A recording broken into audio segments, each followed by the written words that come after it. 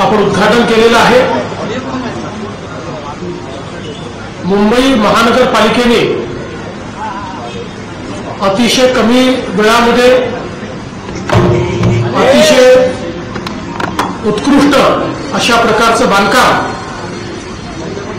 या पुलाचं केलं आणि विशेषतः रेल्वेवरचा पूल असल्यामुळे आणि दाटीवाटीच्या भागात करायचा असल्यामुळे अनेक अडचणी त्याच्यामध्ये होत्या। तरी देखील जी काही टाइमलाईन दिली होती त्याच्या आत या पुलाचं काम पूर्ण केल्याबद्दल बृहन्मुंबई महानगरपालिकेचे आयुक्त आणि संपूर्ण टीम, त्याचप्रमाणे याचे कॉन्ट्रॅक्टर्स, याच्यावर काम करणारे इंजिनियर्स, या सगळ्यांचं मी अभिनंदन करतो। खरं म्हणजे अनेक वर्ष या पुलाला कर्नाक ब्रिज म्हणून आपण सगळे ओळखत होतो आणि कर्नाक हा जो इंग्रजी गव्हर्नर होता त्याच्या नावानं हा ब्रिज या ठिकाणी होता।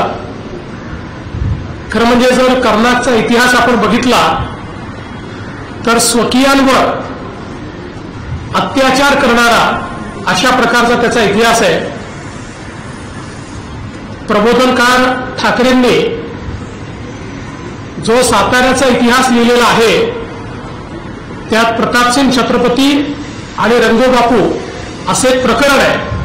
त्यात कशा प्रकारे या कर्नाकने छत्रपतींना बंडाच्या आणि खुनाच्या आरोपात फसवण्याचा प्रयत्न केला आणि त्याला कसे प्रतापसिंग महाराज पुरून उरले याचं अतिशय उत्कृष्ट वर्णन त्याच्यामध्ये आहे।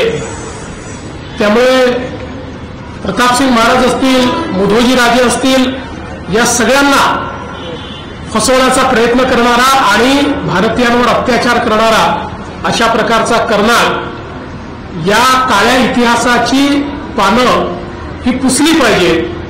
ज्या प्रकारे देशाचे प्रधानमंत्री माननीय नरेंद्र मोदीजींनी सांगितलं की इतिहासात जे काळे चॅप्टर आहेत ते संपले पाहिजे आणि स्वातंत्र्यानंतर या काळ्या खुणा मिटल्या पाहिजेत, त्याचाच एक भाग म्हणून आज या पुलाचं नाव देखील बदलण्यात आलं आणि भारतीय सेनेने जो अतुलनीय जे शौर्य दाखवलं आणि जगाला भारतीय सेनेची ताकद काय आहे, कशा प्रकारे प्रिसिशनने पाकिस्तानमध्ये जाऊन त्यांच्या हिंटरलँडमध्ये त्यांच्या अगदी शेवटच्या टोकापर्यंत जाऊन भारत हल्ला करू शकतो आणि त्यांची तळं, आतंकवाद्यांची तळं आणि त्याचसोबत जी काही त्यांचे एअर बेसेस आहेत त्या कशा उद्ध्वस्त करू शकतो हे भारताने दाखवून दिलं। आणि म्हणून आम्ही सगळ्यांनी हा निर्णय केला की याचं नाव हे ते ऑपरेशन सिंदूरच्या नावानं सिंदूर असलं पाहिजे आणि आपले सन्माननीय अध्यक्ष राहुल नार्वेकरजी यांनी तशा प्रकारचं पत्र हे महानगरपालिकेला दिलं आणि महानगरपालिकेचे मी आभार मानतो की त्यांनी या ठिकाणी काळ्या इतिहासाच्या खुणा पुसत कर्नाक ब्रिजचं नाव हे आता सिंदूर ब्रिज केलेलं आहे। ही खरोखर अत्यंत आनंदाची गोष्ट आहे। जवळपास 327 मीटरचा हा ब्रिज आहे, त्याच्यामधलं 70 मीटर जे काम आहे हे रेल्वेवर करण्यात आलेलं आहे।